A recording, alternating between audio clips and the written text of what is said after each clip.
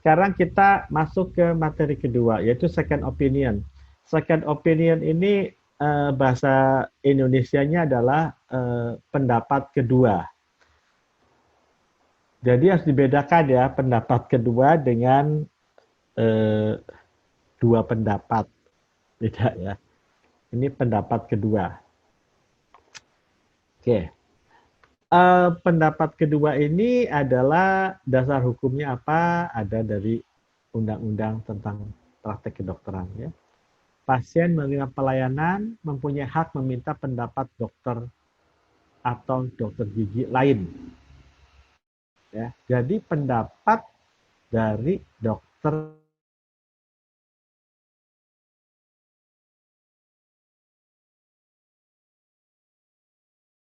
minta konsultasi tentang penyakit yang diderita kepada dokter lain. Nah, kemudian di Permenkes 4 2018 kewajiban rumah sakit juga ya meminta konsultasi tentang penyakit yang diderita kepada dokter lain. Jadi intinya adalah meminta ke pendapat ke dokter lain. Jadi inti dari second opinion itu adalah itu.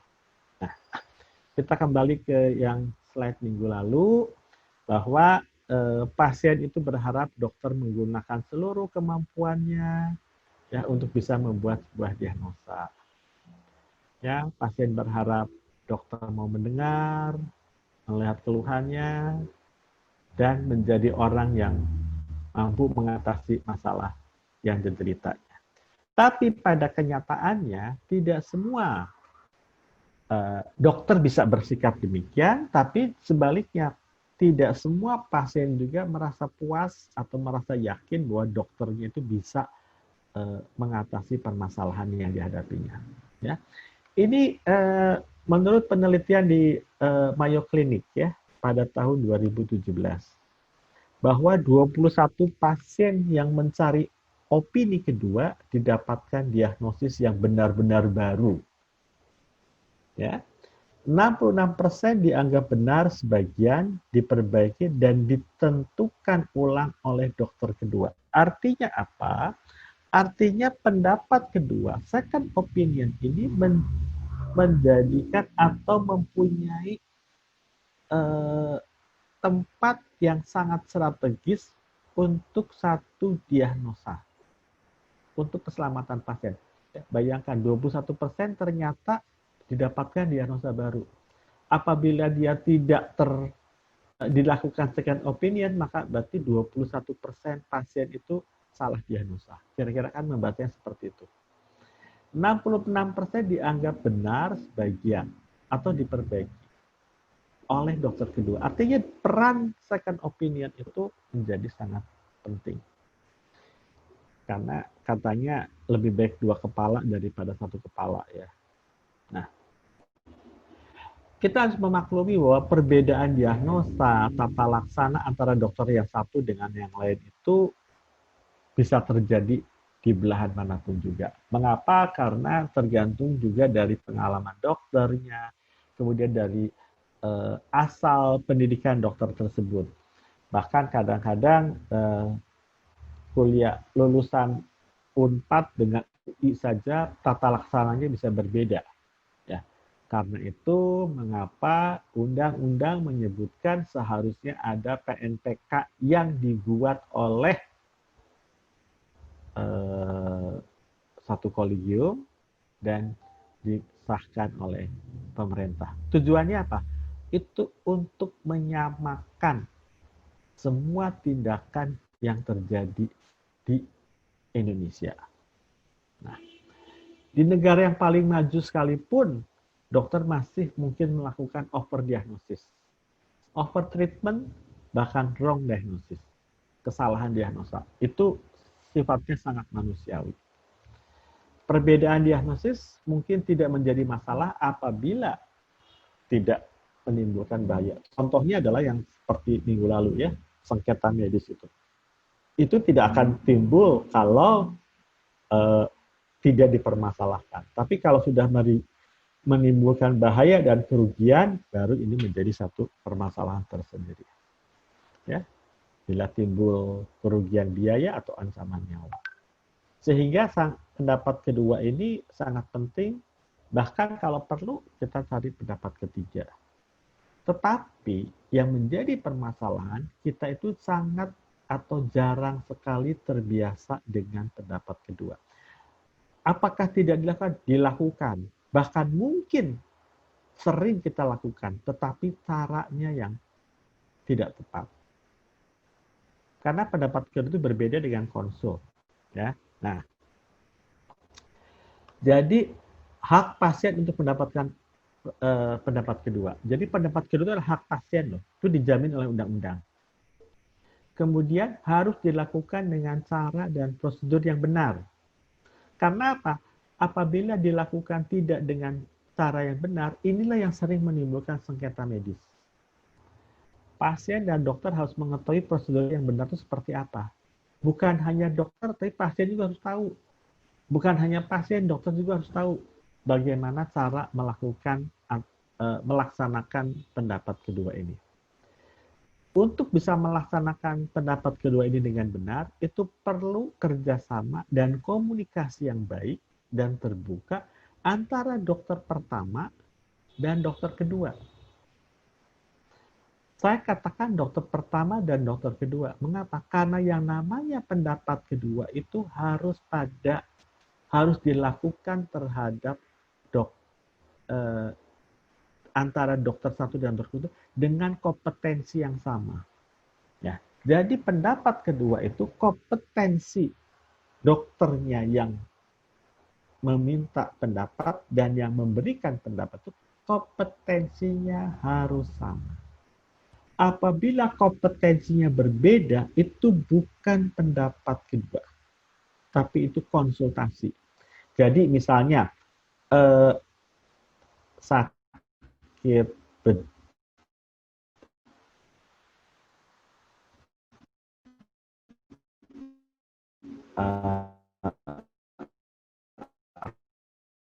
apa ya, dilakukan oleh dokter umum, bedah umum dia karena ini kasusnya di abdomen,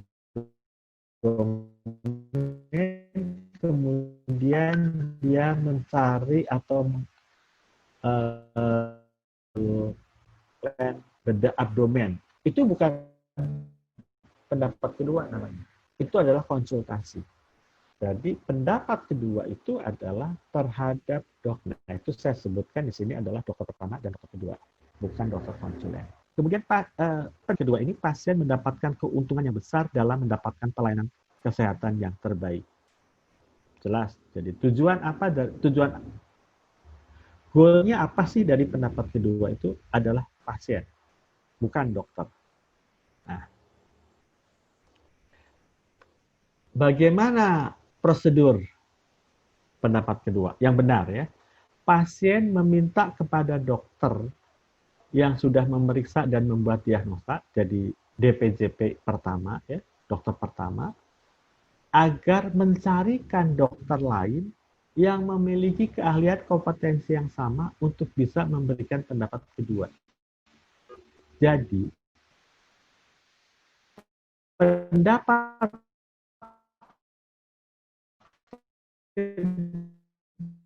kedua ini adalah diminta konsultasi itu, pendapat kedua pertama itu adalah terhadap dokter yang kompetensinya sama, adalah persyaratannya pasien yang meminta kepada dokter. Nah, dokter yang pertama tadi harus secara sukarela, syarat ketiganya adalah sukarela, memberikan pengantar atas analisa dan pendapatnya semua dokumen hasil pemeriksaan penunjang kepada dokter kedua yang mempunyai keahlian dan kompetensi yang sama dengan dokter pertama. Jadi pertanyaannya, siapa yang memilih dokter kedua? Adalah dokter pertama, bukan pasien. Ini jadi syarat yang ketiga. Ya. Syarat yang ketiga itu sukarela. Ya. Syarat yang keempatnya adalah Yang menunjuk dokter yang kedua itu adalah dokter pertama. Jadi bukannya bilang begini, dokter, saya pasiennya, dokter saya mau di second opinion ke dokter eh, siapa? Dokter X misalnya. Karena apa? Mengapa harus dokter yang pertama yang menunjuk adalah karena apa? Dokter pertama tersebutlah yang mengetahui apakah kompetensinya sama atau tidak. Kalau gitu boleh nggak kalau si pasien mengusulkan kepada dokter X misalnya? Boleh, selama kompetensinya sama. Jadi misalnya, tapi kalau misalnya dokter pertama mengatakan, loh dokter X itu yang saya tahu kompetensinya tidak sama dengan saya, maka dokter pertama berkewajiban mengatakan bahwa second opinion tidak bisa dilakukan terhadap dokter X. Karena dokter X kompetensinya berbeda dengan kompetensi saya. Nah, seperti itu. Inilah yang namanya keterbukaan. Nah, kemudian dokter kedua setelah dilakukan second opinion akan melakukan pemeriksaan sebagaimana mestinya, diperiksa semua anamnesa, PD, terima semua, kemudian meneliti semua hasil pemeriksaan penunjang dan analisa dokter pertama. Dokter kedua harus tahu mengapa sampai dokter pertama menjatuhkan atau menentukan diagnosanya adalah itu. Nah, kemudian dokter kedua membuat kesimpulan, hasil kesimpulan dokter kedua disampaikan kepada dokter pertama. Ini syarat berikutnya. Kesimpulan dari dokter kedua disampaikan kepada dokter pertama. Nah, boleh nggak disampaikan ke pasien? Boleh. Apabila kesimpulan dari dokter kedua sama dengan dokter pertama. Apabila tidak sama, jadi misalnya dokter pertama mendiagnosanya itu adalah penyakitnya A. Dokter kedua menarik kesimpulan ini bukan A, ini kelihatannya penyakitnya C. Berbeda kan? Nah, apabila berbeda, maka dokter kedua itu harus mengkomunikasikan kepada dokter pertama. Dia menjawab, kalau menurut misalnya, dari hasil analisa saya bahwa ini bukan A, misalnya, kemungkinannya adalah C. Berdasarkan analisa yang bla bla bla bla. Nah, perbedaan itu tidak boleh disampaikan kepada pasien. Apabila disampaikan kepada pasien, inilah yang akan menimbulkan sengketa medis. Ya, jadi itu adalah second opinion yang benar. Saya katakan yang benar. Nah, ini saya gambarkan ya. Jadi ini ada pasien, dia sakit, dia pergi ke dokter SP1. Ya. Setelah diperiksa, si pasien mengatakan saya tidak yakin. Rasanya bukan deh. Bukan sakit itu deh. Kemudian si pasien berinisiatif mencari dokter SP2. Kemudian dia pergi sendiri ke SP2. Ini bukan second opinion. Walaupun SP1 dan SP2 ini, si SP1 dan si SP2 ini kompetensinya sama. Tapi ini bukan second opinion yang tepat. Ini yang melakukan pasien, ya. Jadi ketidaktepatannya dilakukan oleh pasien. Sekarang, atau si pasien tidak ke dokter spesialis kedua ini. Dia melihat, wah ini ada dokter yang lebih jago nih, konsulen nih. Ke sana. Ini bukan pendapat kedua seperti yang kita akan bahas. Ya. Jadi, karena apa? Inisiatifnya pasien dan yang melakukannya adalah pasien sendiri. Jadi ini bukan pendapat kedua. Ini bukan pendapat kedua namanya.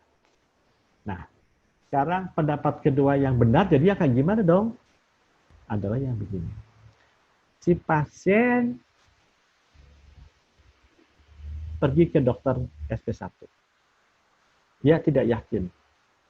Kemudian dia bilang, "Dok, tolong dong saya dicarikan second opinion, Dok."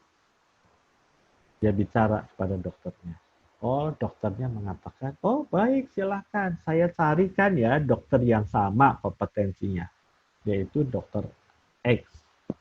Oke. Kemudian dia tadi mengirim berkas-berkasnya, analisanya, kemudian si dokter SP2-nya ini menyampaikan kepada dokter yang SP1-nya. Ini adalah pendapat kedua yang benar. Nah, inilah yang namanya second opinion yang benar. Sekarang kita lihat kemungkinan lain. Pendapat kedua yang tidak tepat yang dilakukan oleh dokter. Kalau tadi oleh dua slide sebelumnya, pendapat kedua yang tidak tepat yang dilakukan oleh pasien. Ini sekarang pendapat kedua yang tidak tepat yang dilakukan oleh dokter yang pertama. Jadi pasien ini dia berobat ke dokter SP1, dia merasa tidak puas, kemudian dia minta second opinion, kemudian si dokter SP1 ini dia mencari dokter ketiga, yaitu SP konsulen. Kemudian dia merujuk ke sana. Ya. Mengirim berkasnya seperti tadi dirujuk ke sana, ya. Kemudian si dokter konsulen itu, ini bukan pendapat kedua. Ini yang namanya konsultasi. Mengapa? Karena kalau konsultasi itu ini SP1 ke yang kompetensinya berbeda. Ya, ini bukan pendapat kedua. Ini pendapat kedua yang tidak tepat yang dilakukan oleh dokter pertama. Sekarang kita lihat pendapat kedua yang tidak tepat yang dilakukan oleh dokter kedua. Jadi tadi pasien tidak yakin, bukan tidak puas ya. Kemudian dia minta second opinion. Kemudian si dokter pertama memilih dokter kedua, dilakukan konsultasi. Kemudian ini yang tidak tepat oleh dokter kedua ya. Si dokter kedua ini dia menyampaikan kepada pasien yang pertama. Pasiennya, sorry. Ini ketidaktepatan proses second opinion yang dilakukan oleh dokter kedua. Nah, sekarang tadi second opinion. Sekarang kita berbicara tentang konsultasi. Karena second opinion mirip-mirip konsultasi. Jadi kalau orang yang kurang paham, dianggapnya second opinion itu adalah konsultasi. Ya, istilahnya boleh lah ya, mau dibilang konsultasi. Tapi yang saya tekankan adalah, saya lebih menekankan pada pengertian atau pemahaman second opinion yang benar. Ya, nah kalau konsultasi itu pasien dia berobat, kemudian dokternya itu tidak yakin, bukan pasien yang tidak yakin. Sepertinya ini ada sesuatu nih ya. Bagaimana kalau saya konsulkan ke dokter lain? Nah, ini adalah konsultasi yang benar. Konsultasi dari dokter ini ke dokter lain yang lebih tinggi kompetensinya atau berbeda. Kemudian si dokter ini dia menjawabnya kepada dokter yang pertama. Ini adalah konsultasi yang benar. Tetapi yang sering terjadi justru adalah pasien dari tadi prosesnya seperti gini, dia melakukan konsultasi ke dokter lain, kemudian si dokter lain tersebut menjawabnya tidak kepada dokter yang mengirim, tetapi langsung kepada pasien. Nah, ini yang kejadian yang sekarang, yang sering kita alami sehari-hari itu. Karena itu jarang sekali, karena ya kalau dibilang masalah lahan uang, ya, rugi dong dokter yang pertama ini. Karena apa? Jadi direbut dong sama pasien. Pasien saya direbut dong oleh dokter yang lain. Ya. Ini yang karena itu mengapa proses konsultasi, proses second opinion ini jarang sekali atau kurang terbiasa terjadi di kita karena masalahnya ini. Nah, konsultasi yang tidak tepat yang dilakukan oleh dokter konsulen. Seperti tadi ya, dilakukan cari, yang dilakukan konsultasi. Nah, apabila si dokter yang dikonsultasikan ini mengatakan, wah, ini harus dikonsultasikan lagi kepada dokter lain. Ini bukan bidang saya. Ya, contohnya misalnya, ini kemungkinan ada kelainan jantung nih. Sama si dokter SP1 dikirimlah ke dokter jantung. Kemudian dokter jantung setelah periksa, ini bukan masalah jantung, ini masalahnya ada di paru-paru misalnya. Kemudian dia carilah dokter paru-paru misalnya. Langsung dikonsultasikan. Ini tidak tepat. Seharusnya si dokter ini, dokter jantungnya ini, dia mengatakan kepada dokter pertama, ini bukan masalah di jantung loh. Ini seharusnya dikonsultasikan ke paru-paru. Jadi yang mengkonsulkan itu adalah dokter ini, dokter yang pertama ini. Itu seharusnya seperti demikian. Ya. Memang proses ini menjadi lama dan panjang, tapi itu ialah yang benar. Nah, jadi resumnya apa? Yang namanya second opinion adalah, saya dari awal ya, nanti ini secara keseluruhan. Adalah pasien pergi berobat ke dokter SP1, dia tidak yakin, yang tidak yakin pasien ya. Kemudian kalau dia mencari SP2, ini berarti salah. Yang benar adalah dia mengatakan, meminta kepada dokternya untuk dilakukan second opinion, kemudian si dokter ini mencari dokter SP2, konsultasi, kemudian si dokter SP2 ini dia menjawab konsultasinya.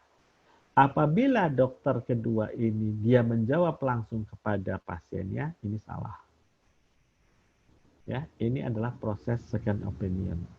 Nah, proses konsultasi bagaimana? Ya tadi si dokter kedua, dokter SP1 dia mencari konsulen, kemudian dia menjawab. Nah, yang salah adalah apabila konsulennya tadi mencari dokter lain dan menyerahkannya ke dokter lain. Ya, jadi ini secara resum antara yang benar dan yang salah pada proses konsultasi dan proses second opinion. Nah,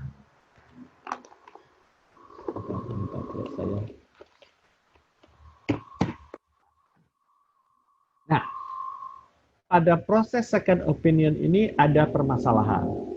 Pertama, masalah pada pasien. Keuntungannya apa? Meminimalisasikan kesalahan. Tadi ya kita lihat ya, di Mayo saja itu 21% dan 66%. Kerugiannya apa buat pasien? Biaya menjadi besar karena konsultasi ke beberapa dokter. Second opinion ke dokter lain, pasti perlu biaya. Lalu masalah yang di dokter pertama tidak mau memenuhi permintaan pasien untuk meminta pendapat kedua. Dokter pertama merasa tersinggung. Bapak nggak yakin dengan saya? Ya kan? Tersinggung ya. Atau dokter pertama menyalahkan pendapat dokter kedua. Setelah dijawab, ternyata hasilnya berbeda, dokter pertamanya menjawab, wah itu nggak salah, yang betul pendapat saya. Ya. Atau dokter pertama ini takut kehilangan pasien. Ya kenapa? Nanti ternyata dokter yang saya kirim untuk second opinion itu menurut si pasiennya, wah dia lebih ramah, lebih enak untuk konsultasinya, lebih teliti. Wah, udahlah. Toh sama diagnosanya. Kemudian dia pindahlah ke dokter kedua. Nah, berarti si dokter pertama akan kehilangan pasien. Ya, ini masalah. Kemudian masalah juga bisa timbul dari dokter kedua. Dokter kedua ketika mendapatkan itu dia mengatakan, ini dia salah tuh dokter yang pertama itu tuh. Untung kamu ketemu saya. Nah, biasanya kan gitu kan, dokter kan arogansi seperti itu. Dia menyalahkan. Salah itu. Dia salah menganalisa, salah membaca lab dan sebagainya dan sebagainya. Dokter kedua tidak mau mengakui ketepatan diagnosa dokter pertama. Dicari-cari misalnya. Padahal udah tepat, tapi ya karena arogansinya seringnya seperti demikian. Ya. Atau dokter kedua dia membajak pasien dokter pertama. Jadi supaya dia berpindah ke dokter yang kedua ini. Ini masalah di dokter kedua.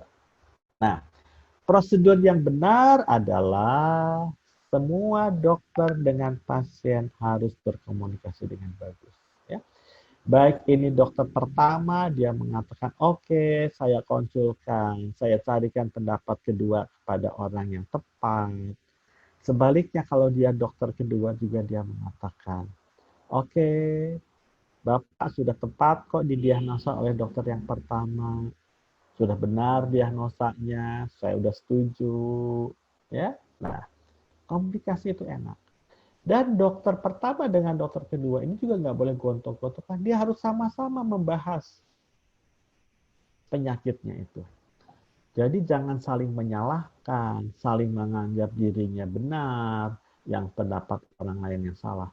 Jadi harus bersama-sama ada kolaborasi, harus ada keterbukaan. Kalau memang ternyata pendapatnya berbeda antara dokter pertama dan dokter kedua, carilah pemecahannya apa. Ya. Sehingga ini proses pembelajaran buat dokter, juga untuk keuntungan pasiennya. Ini memang jarang terjadi di kita. Nah, second opinion itu bisa terjadi. Apakah pada semua penyakit? Biasanya tidak. Itu pada penyakit-penyakit tertentu, yaitu penyakit yang prevalensinya rendah. Jarang kejadian penyakit ini. Karena memang menurut literatur hanya ada 1 dari 10.000 penderita misalnya. Ya. Kemudian penyakit yang sedang diobati tetapi gejalanya masih sering timbul. Recurrent lagi. Padahal obatnya udah benar nih kelihatannya. Atau penyakit yang dalam pengobatan tetapi gejalanya tidak pernah hilang. Berbeda dengan yang kedua ini. Yang kedua itu diobati sembuh tapi timbul lagi. Panasnya udah diobati, seminggu lagi panas lagi. Nah, kalau yang ketiga ini adalah diobati, tapi kok kenapa gejalanya nggak hilang-hilang? Dikasih antibiotik macam-macam, tapi kok panasnya nggak turun-turun? Atau penyakit yang mempunyai banyak alternatif tindakan. Ini bisa dilakukan misalnya kemoterapi, radioterapi, kedokteran nuklir, bisa dioperasi. Nah, alternatif tindakannya banyak sekali. Atau penyakit-penyakit yang prognosanya kurang baik. CA. Nah, prognosanya kurang baik. Ya. Nah, kemudian penyakit yang memerlukan tindakan yang beresiko. Tindakannya ini akan menimbulkan resiko yang tinggi. Penyakit yang memerlukan pengobatan jangka panjang atau bahkan seumur hidup. Misalnya apa? Lupus. Misalnya. Ya. Penyakit imunokompromis. Penyakit yang pengobatannya masih dalam penelitian. Ya, contohnya sekarang COVID-19, ya, pengobatan masih dalam penelitian. Atau penyakit-penyakit yang pengobatannya tidak atau belum direkomendasikan oleh institusi kesehatan baik nasional maupun internasional. COVID nih, hidroksi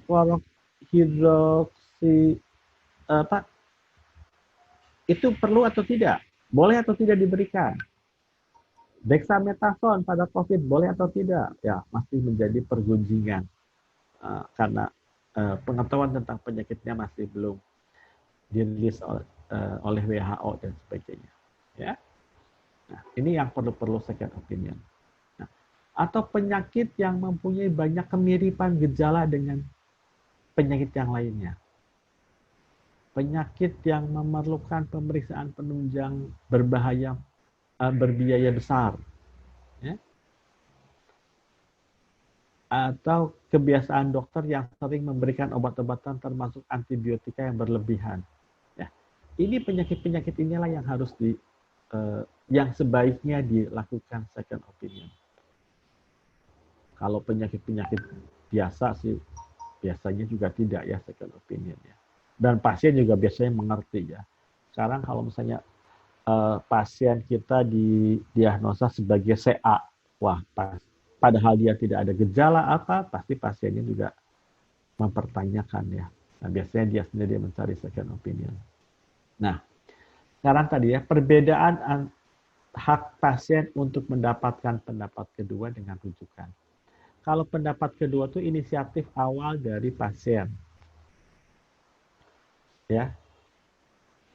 Sorry, ini salah di sementara. Rujukan itu adalah inisiatif datang dari dokter pertama. Kemudian pendapat kedua ini ditujukan kepada dokter yang mempunyai keahlian dan kompetensi yang sama. Kalau rujukan ditujukan kepada dokter yang mempunyai keahlian dan kompetensi sama atau berbeda, tapi lebih banyak yang berbeda kalau rujukan ya. Nah, pendapat kedua sebagai hak pasien ya. Jadi pendapat kedua itu adalah merupakan hak karena itu dijamin oleh undang-undang. Ya. Jadi intinya adalah bahwa pendapat kedua itu hak yang dilindungi. Ya. Tidak ada sanksi untuk dokter yang tidak memenuhi keinginan untuk mendapatkan pasien meminta hak pendapat kedua. Nggak ada sanksinya. Kalau dokter nggak mau mengirimkan kepada dokter yang lain, melakukan second opinion, nggak ada sanksi. Tapi sanksi etik yang ada ya. Karena dokter harus menghormati hak pasien, memberikan kesempatan kepada dokter mendapatkan pendapat kedua. Apakah dokternya bisa dikenai sanksi? Sanksi hukum tidak bisa. Yang bisa adalah sanksi etika. Karena tidak ada undang-undang yang mengatakan bahwa dokter yang tidak mau memberikan pendapat kedua atau tidak mau mengirimkan pasien, tidak memenuhi keinginan hak pasien, dokter mendapatkan sanksi. Itu tidak ada aturannya. Jadi sanksinya adalah sanksi etika. Nah, pendapat kedua sebagai hak pasien, ya tadi ya. Nah, jadi hak kalau kita berbicara tentang hak itu kan ada hak yang primer, ada hak yang sekunder ya. Jadi kalau rujukan itu adalah masuknya haknya hak sekunder, sementara kalau second opinion itu hak primer karena apa? Dijamin oleh undang-undang ya. Kemudian cara mendapatkannya karena hubungan terapeutik pada rujukan antara dokter dengan pasien. Sementara kalau second opinion itu adalah hak yang melekat pada pasien, ya dasar hukumnya ini. Kemudian hak. Nah, bagaimana dengan pasien JKN? Apakah pasien JKN juga boleh meminta second opinion? Nah, ini beda pada pasien JKN. Pasien JKN itu pembiayaannya adalah ditanggung oleh BPJS. Sehingga pelayanan kesehatannya tunduk dan patuh pada aturan BPJS. Ya. Jadi pasien JKN itu yang dirawat itu dia mengikuti aturan rumah sakit, juga mengikuti aturan BPJS. Nah, di dalam Permenkes 71 tahun 2013 tentang pelayanan kesehatan pada JKN, itu tidak sesuai dengan undang-undang. Jadi, kalau undang-undang praktek kedokteran menyebutkan bahwa pasien itu punya hak untuk mendapatkan pendapat kedua, di dalam peraturan BPJS itu sistem rujukannya kan harus berjenjang. Sementara kalau pendapat kedua itu adalah bukan yang lebih tinggi, tetapi pada level yang sama. Nah, kalau pada level yang sama itu tidak dijamin oleh BPJS. Sehingga kira-kira bisa disimpulkan bahwa pendapat kedua itu pembayarannya atau pembiayaannya itu harus ditanggung oleh dokter, oleh pasien sendiri. Tidak bisa ditanggung atau di-cover oleh BPJS. Karena BPJS sifatnya adalah, pertama adalah paket ya, dan yang kedua adalah karena sistem rujukan itu berjenjang. Kalau berjenjang itu bukan pendapat kedua, tetapi konsultasi. Nah, inilah bedanya. Jadi kalau ditanya bagaimana hak pasien pendapat kedua pada peserta JKN, hak pasien itu boleh dikatakan, hak pasien untuk mendapatkan pendapat kedua boleh dikatakan tidak ada. Nah, bagaimana dengan proses peradilan? Pendapat kedua pada proses peradilan. Ya. Pendapat kedua proses peradilan, di mana terdakwa tidak bisa dihadirkan dalam persidangan karena alasan sakit. Ya, jadi kan minggu lalu juga sudah saya katakan, seringkali surat sakit itu digunakan atau disalahgunakan untuk menghindari proses pengadilan. Nah, apabila terus-terusan menghindar berdasarkan keterangan dari rumah sakit atau keterangan dari dokter yang menyatakan pasien tidak mungkin mengikuti persidangan, maka hakim mempunyai hak atau bisa memerintahkan kepada jaksa penuntut umum untuk melakukan pemeriksaan ulang atau second opinion untuk mendapatkan kepastian apakah terdakwa layak atau tidak layak disidangkan di pengadilan. Jadi, di dalam proses peradilan, hakim bisa meminta untuk dilakukan pemeriksaan kedua. Jadi beda ya, konteksnya antara konteks medis dengan konteks hukum. Konteks hukum di sini di peradilan itu adalah karena si pasien itu tidak memenuhi panggilan hakim untuk satu persidangan karena ada surat pernyataan sakit.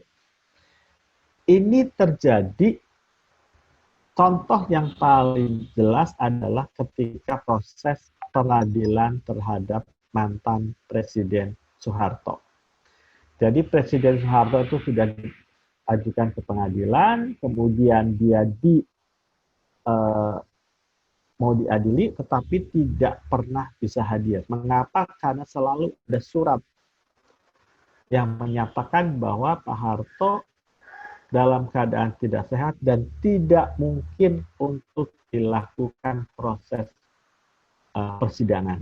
Nah, hakim kemudian dia bersurat, ya, bersurat. Dalam hal ini adalah ini, ya, dengan Dokter Idi untuk membuat satu MOU untuk pada keadaan apabila terjadi kelak di kemudian hari kasus seperti demikian, maka pihak pengadilan akan bersurat kepada ID dan ID yang akan menentukan dokter siapa yang boleh memeriksa. Artinya apa? Untuk mengetahui tadi, apakah ini proses konsultasi ataukah proses second opinion. Nah, ini adalah yang contoh second opinion yang dilakukan oleh badan peradilan.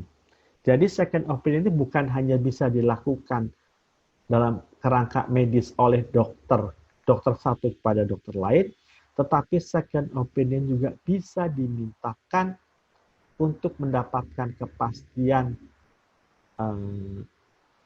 tentang penyakit seseorang yang dimintakan oleh hakim. Jadi konteksnya berbeda, tetapi intinya adalah sama. Seperti demikian. Ini adalah slide terakhir. Oh, sorry. Nah, ternyata second opinion ini sekarang dijadikan sebagai iklan. Jadi pendapat kedua ini dilensengkan, dibiaskan, dimelencengkan. Jadi misalnya ini iklan pengobatan di luar negeri ini. Ya. Jadi apabila Anda sakit nih di Indonesia misalnya, ya Anda didiagnosa sakit ini, datanglah ke rumah sakit kami untuk mencari kepastian. Itu bukan second opinion. Ya, nah inilah yang seharusnya kita bisa sebagai tenaga kesehatan harus bisa memagari bahwa pemahaman second opinion itu bukan seperti itu. Ya, ini jelas-jelas loh, ini iklannya dapat second opinion dari dokter spesialis secara gratis. Ini kan udah apa ya? Kalau menurut saya ini sudah satu pelecehan akademik, pelecehan akademik. Ya, ini yang kita harus berani mencegah ini semua. Karena ini adalah pelecehan akademik. Karena yang namanya second opinion bukan seperti itu. Kalau ini kan yang minta siapa? Yang minta kan pasien. Sementara second opinion yang minta adalah dokter. Jadi kita harus berani menyatakan atau menegakkan marwah kesehatan secara benar. Jangan sampai istilah-istilah medis itu diselewengkan untuk satu hal yang sifatnya komersial. Bayangkan, mendapatkan pemeriksaan second opinion dari dokter spesialis secara gratis. Betul, pendapatnya gratis, tapi dia berharap nanti tindakannya dilakukan oleh rumah sakit tersebut. Atau ini kan dari luar negeri. Ya, jadi akhirnya kemana? Akhirnya adalah ke uang juga. Ya, barangkali ini saja. Nah, betul terakhir, ini saja yang bisa saya sampaikan untuk second opinion.